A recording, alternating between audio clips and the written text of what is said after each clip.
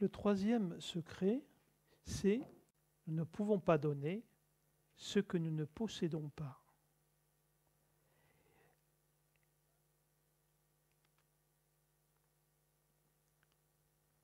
Tout le monde est d'accord avec ça? Et est-ce que vous pensez que vous le vivez? Oui, mais moi je pense qu'on est quasiment personne ne le vit. On est toujours sur le fait, on est conditionné pour ça. C'est-à-dire dès l'enfance, nos parents ont une exigence sur nous, comme nous, en tant que parents, on a une exigence sur nos enfants. C'est-à-dire qu'il faut qu'ils soient gentils, qu'ils soient polis, qu'ils soient agréables, etc., etc., tout ce que l'on peut parler de morale éducative. Donc effectivement, chacun de nous, on crée une galerie de personnages qu'on utilise toujours à bon escient. Le personnage dans la famille, le personnage dans le travail, le personnage avec les amis, le personnage avec son chef, le personnage, enfin, tous ces personnages qui sont là. Et effectivement, on finit par être des caméléons, mais qui ont oublié leur couleur d'origine. Et on se prend tous là-dedans. Et d'une certaine manière, c'est ce qu'on appelle la sociabilisation. Parce que combien de fois on dit bonjour à quelqu'un quand on aura envie de mettre deux claques? Ça arrive plein de fois. Ou l'agent de police qui nous arrête et on lui dit bonjour monsieur et on n'aurait qu'une envie de l'écraser. Exactement. Donc effectivement, on est dans ce fait de vouloir montrer et de donner une image de nous qui est toujours une image positive. Besoin de plaire, besoin d'être reconnu, simplement par toutes les peurs liées aux blessures, effectivement, que ce soit le rejet, que ce soit l'abandon, etc. Donc, accepter réellement ce que nous sommes, c'est très, très compliqué. Mais ce n'est pas le plus compliqué. Le plus compliqué, c'est d'accepter ce qu'on n'est pas et ce qu'on voudrait être. C'est ça qui est le plus compliqué. Parce qu'on se fait toujours une idée de comment on devrait être, comment on aimerait être. Et il est important de savoir pourquoi, en fait. Et on va s'apercevoir que c'est tout le temps dans le but d'être aimé, d'être apprécié. Donc prendre le risque d'être décevant, prendre le risque de ne pas plaire, c'est pas facile. C'est pas facile. Mais quand on accepte de ne pas répondre à la demande de l'autre dans ce qu'il attend de nous, on s'aperçoit que ça ne change rien. Qu'on n'est pas plus rejeté, qu'on n'est pas moins aimé non plus. Donc il est important d'aller vers cette simplicité. Et cette simplicité, je prends ce mot-là dans son sens de transparence. Se montrer tel qu'on est, sans phare, sans tergiversation, sans essayer de manipuler, sans chercher quoi que ce soit, sans chercher même à se justifier. L'autre a le droit de vous voir tel qu'il a envie.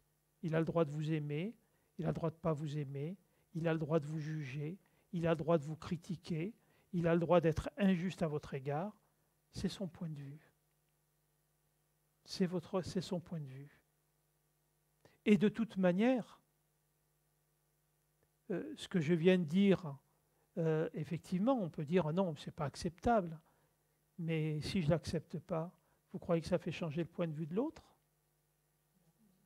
Ça ne fait que lui faire dire oui, oui, j'avais bien raison, il est bien comme ça ou elle est bien comme ça. Il n'y a pas de combat qui mérite d'être mené véritablement, de combat pour défendre une image personnelle, j'entends bien sûr. Donc, ce troisième secret, donc, c'est s'aimer soi-même déjà. Et qu'est-ce qui ferait véritablement qu'on ne peut pas s'aimer? Qu'est-ce qui nous manque? Je veux dire, on est tous des êtres merveilleux, on est tous des êtres pleins d'amour, pleins de lumière. Pourquoi on voudrait être autre chose que ce que l'on est? Vous voyez, ça demande tout simplement de pouvoir aller se regarder intérieurement. Non pas de se dévisager, pas de chercher les points qui ne nous plaisent pas, mais de voir que les points qui ne nous plaisent pas, c'est uniquement ceux qui nous mettent dans la relation à l'autre en conflit ou qui nous mettent dans une relation où on n'est pas apprécié ou pas aimé. Mais pourquoi vouloir être aimé d'abord?